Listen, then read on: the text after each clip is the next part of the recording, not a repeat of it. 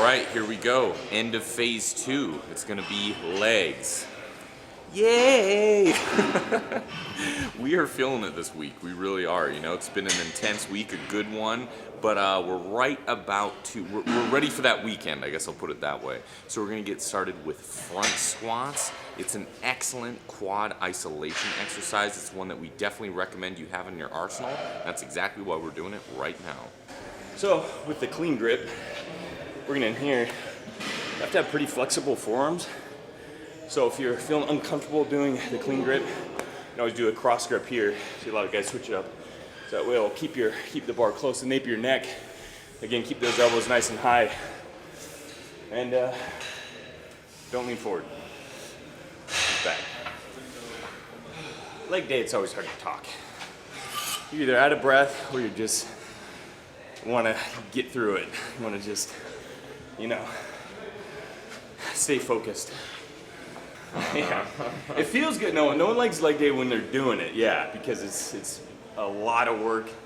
It's exhausting. But once you're done, though, once you have accomplished it, it feels damn good. You feel it that next day or two, when you're getting out of bed and you swing out and you put those feet on the ground and you try to take that first step, you're reminded real fast that you got an intense leg workout. Yep. When you feel like an 80-year-old man or woman, that's a good thing, at least when it comes to leg day. Or you're trying to sit on the toilet. That's the worst. That too. You need like a handle to get down or up. Feel like those, you know, those infomercials where it shows like the old people that need handles to get into the bathtub, and that's pretty much me after leg day. It's a pretty good endorsement for working out those legs, isn't it? You're gonna be trapped on the shitter, man. You're gonna need help. Last set. Down to 6 reps. So we're going a little bit heavier. Been working our way up in the weight. As we progress down, we're in the reps. Nice little pyramid scheme for this first exercise here.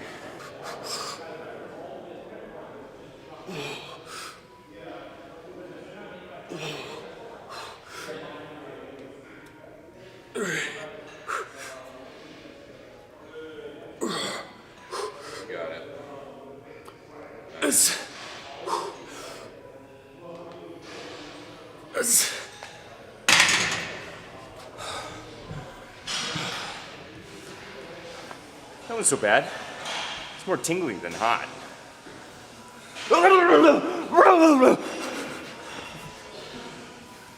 Any Dumb and Dumber fans will get it. If not, then I'm just a total moron right now.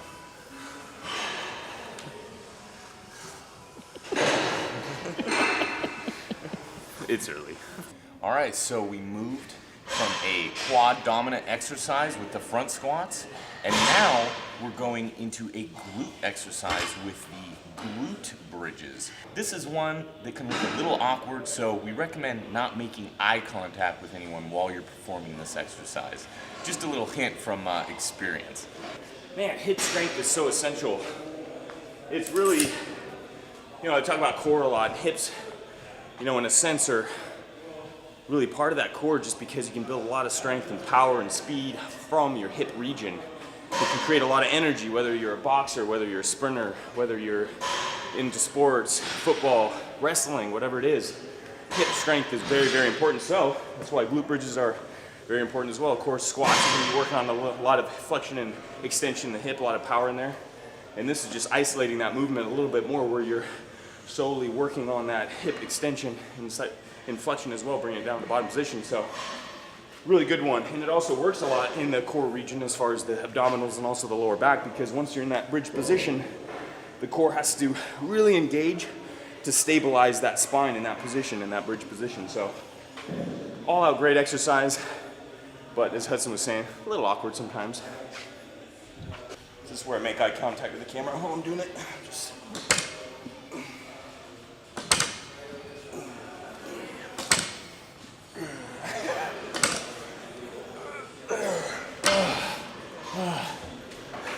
don't look at me. I feel dirty. Really get that nice deep contraction in there. A little isometric hold. Makes it a little bit more difficult. And also, if you're feeling any kind of pain of any kind in your hips, because you know, laying the barbell, especially as the weight goes up as well, you can feel some discomfort. feel free and put like a towel or even like, you know, a little bit of foam or anything, just to soften it a little bit. That's just gonna help you out in the long run. Good tip.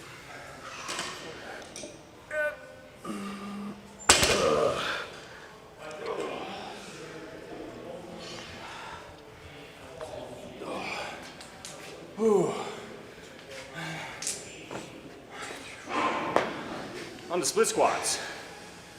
This one is a stationary exercise where you're in the lunge position, but it's called a split squat because you're not actually lunging.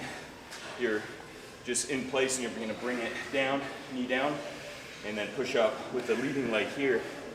It's really a unilateral style exercise because you're really concentrating on that forward leg, get most of the push through the glute, quad, a little bit in the hamstring, and the rear leg is for stabilization and balance. And we're going to be doing 8 reps each side, so we're going to go a little bit heavier. And you can either do it with dumbbells, carry a couple dumbbells. It's going to lower your center of gravity, you're going to feel a little bit more stable, or you can do it with a barbell on your back, like a rear-loaded split squat here. But it's going to raise your center of gravity a bit. It's going to take a little bit more stabilization in the trunk, in the core. So, but we want to go a little bit heavier. So we're just going to use the kettlebells or dumbbells if you have some dumbbells handy.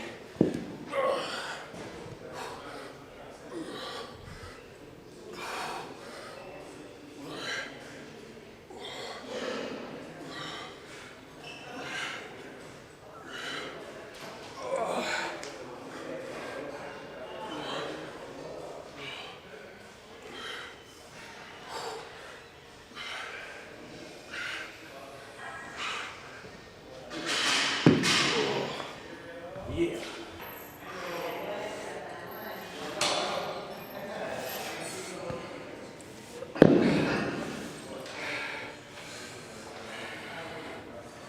Yeah, you're gonna have those days where, to be honest, you're not really feeling it, gotta be completely honest. My head is killing me. It feels like it's an advice, so gotta push through on days like this, you know? That's where you gotta dig deep. Not every day is gonna be a perfect day. Some days you're gonna be tired. Some days you just may straight up not feel like doing it, but the best you can, you know, saving from actual injury or sickness. Get in there and get it over with. You're gonna feel damn good you did. Hamstrings are next with single leg Romanian deadlifts. Great exercise to help isolate each hamstring individually because it's a unilateral exercise. Working on that single leg, using that hip joint as a pivot. You're gonna be flexion in the hip and then the extension on the way up. The goal is to keep, of course, the back straight and rigid. As you bend over, keep a neutral chin, feel a nice deep stretch in the hamstring, and then pulling up to the top position through that same hamstring. It's a tough one. A lot of balance and stability involved, but it feels good. Well, I mean, when you're done, it feels good. Okay, moving on to the last exercise. It's gonna be standing calf raises. We're using a machine for this one, but you may have noticed at this point, we're not using a lot of machines in this program. That's due to the fact that, so let's say you don't have a gym to go to, or maybe you just don't have access to a lot of machines at your gym, you can perform a lot of these exercises at a small stripped down gym, at home. We really wanted to try to design it for everyone, so no matter what position you're in, you could easily perform all of these exercises. For instance, with standing calf raise, you could easily just use a barbell, just place it, you know, in a rear loaded position, right as like you're gonna perform a squat. Go ahead, just rep it out, up and down. That little face right there, that's me, except just turn that smiley face upside down. I'm about X'd out. I got this one to go, and then I'm gonna be damn glad that this phase is finished, or at least this leg day.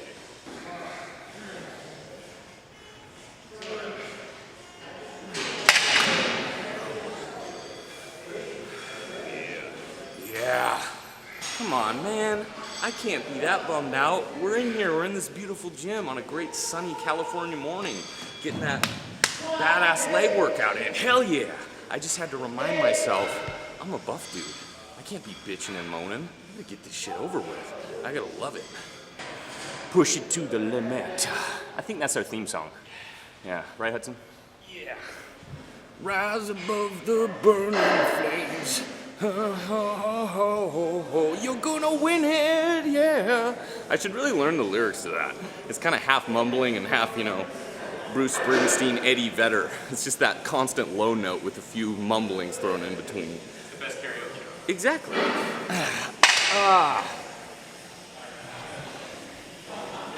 Oh, yeah. That wraps it up. Hey, you know what that means? It's the end of phase 2. Oh, you made it. You survived. Hell yeah.